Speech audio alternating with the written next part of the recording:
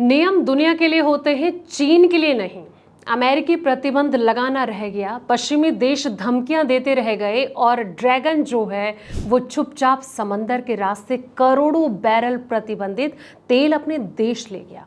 ना अमेरिका का खौफ, ना पाबंदियों की परवाह।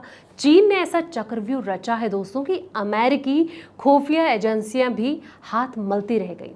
लेकिन रुकिए, ये सिर्फ चीन की चालाकी नहीं, बल्कि ये सीधे तौर पर भारत के आर्थिक हितों पर बहुत बड़ी चोट है।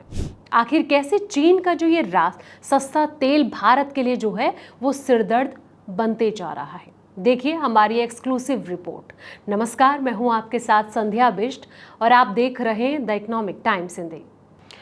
दोस्तों, अमेरिका के बड़े प्रतिबंधों और समुद्री नाकेबंदी के बावजूद चीन ईरानी तेल खरीदने में कामयाब रहा।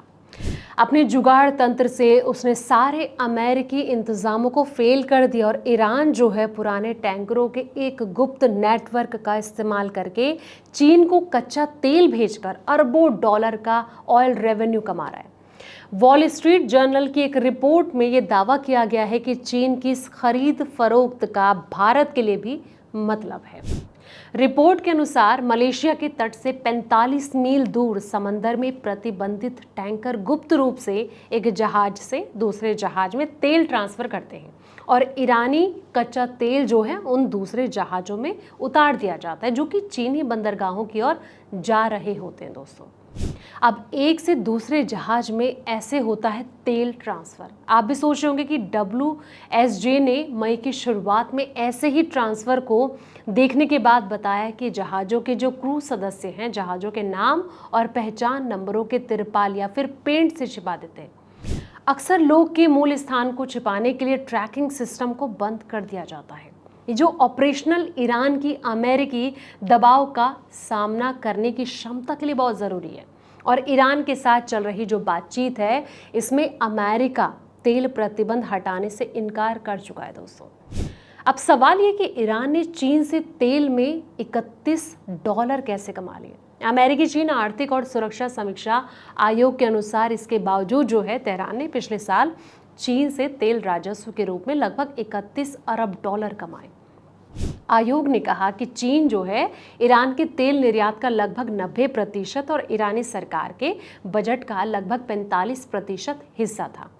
अब चीन जो है वो कैसे किरदार निभाता है, इसकी स्ट्रैटेजी क्या है, इस नेटवर्क को बनाए रखने में चीन की अहम भूमिका है। कई टैंकर मालिक कंपनियां चीनी शहरों से रजिस्टर है और क्रू सदस्य अक्सर चीनी होते हैं और तेल का जो बड़ा हिस्सा है वो पूर्वी चीन में मौजूद स्वतंत्र टीपॉट रिफाइनरों तक पहुंचता है। दोस्तों, अब कहीं ना कहीं अमेरिका ने जो रुख है वो भी सख्त कर दिया है। अमेरिका ने हाल के महीने में अपनी जो कार्रवाई है उसको तेज कर दी। उसने ईरानी बंदरगाहों की नाकेबंदी की और टैंकरों और चीनी तेल इंफ्रास्ट्रक्चर पर प्रतिबंध लगाए हैं।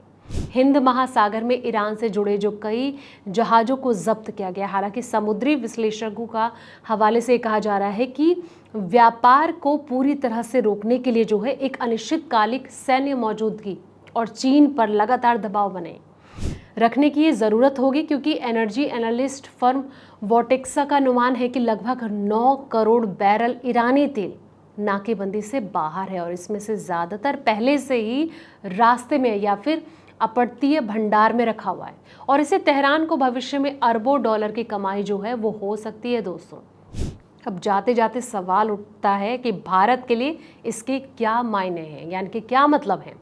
भारत ईरान के रिश्ते काफ़ी जो है मजबूत हैं, लेकिन अमेरिकी प्रतिबंधों के चलते भारत ने ईरान से तेल खरीदना बंद कर दिया है। अब भारत जो है अपनी बैंकिंग प्रणाली और अमेरिकी बाजार के साथ रिश्तों को जोखिम में नहीं डालना चाहता है।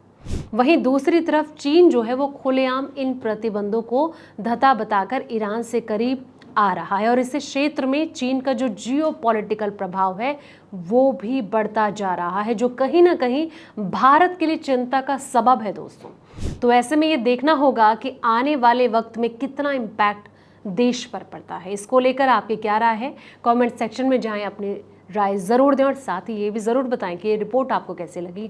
और जाते जाते इस वीडियो को लाइक शेयर ज़रूर करें और चैनल को सब्सक्राइब करना ना भूलें, ताकि पल पल की ऐसी ही तमाम अपडेट्स आपको मिलती रहें। तब तक के लिए आप देखते रहें द इकोनॉमिक टाइम्स हिंदी।